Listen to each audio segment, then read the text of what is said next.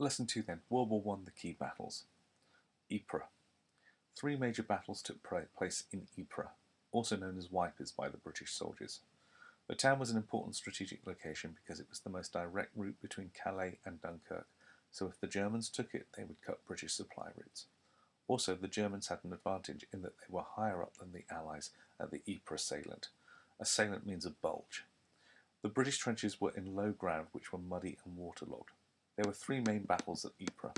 During the first battle between October and November 1914, British troops stopped the German army from capturing ports like Calais. By the end of 1914, trenches stretched from Switzerland to the English Channel. The second Battle of Ypres in 1915 saw the use of poison gas by German troops.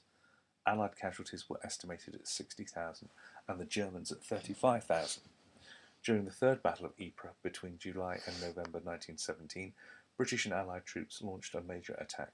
They aimed to capture the village of Passchendaele Ridge, but the German army were very strong and the ground turned to mud due to constant rain. The ridge was eventually captured at the cost of 245,000 casualties. The battle for Hill 60. Hill 60 was actually a man-made hill. In April 1915, the British decided to attack Hill 60. Soldiers who were coal miners in Britain from Wales and Northumberland were instructed to dig tunnels under the hill. German soldiers also dug counter-tunnels. This was a very dangerous job, and if the tunnels collapsed or caved in, the soldiers would have died. On April 17, 1915, the British exploded 5 mines under Hill 60. The top of the hill was literally blown off. The British occupied the hill and fought off fierce German counterattacks. On the 22nd of April, the battle ended and the British were in control of Hill 60. The Somme. The Somme was a river which the battle was named for. The British were commanded by Generals Haig and Rawlinson. The French were being put under pressure by the Germans at Verdun and their losses were high. The British decided to attack the Germans at the Somme in July 1916.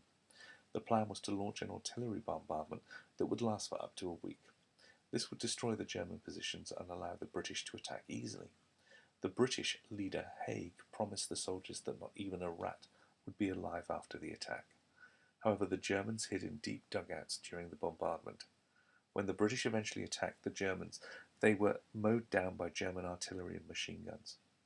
British commanders thought that all the Germans would have been killed by the bombardment and ordered the soldiers to walk and not run.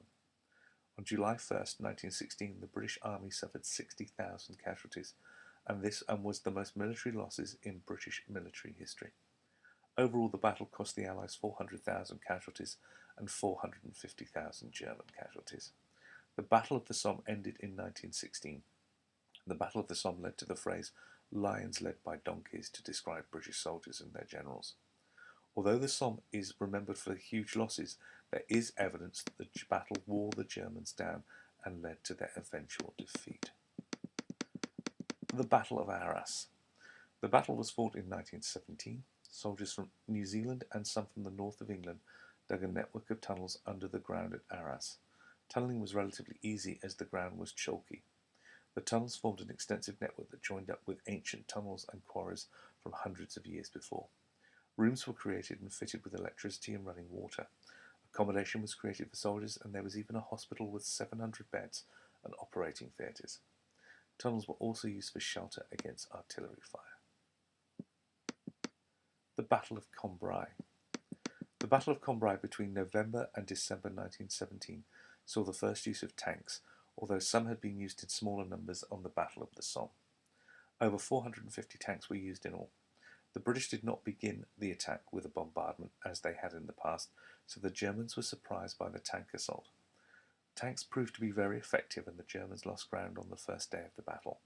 However, the tanks did not have infantry support and could not defend the ground they had taken, so the British lost almost all the ground they had taken.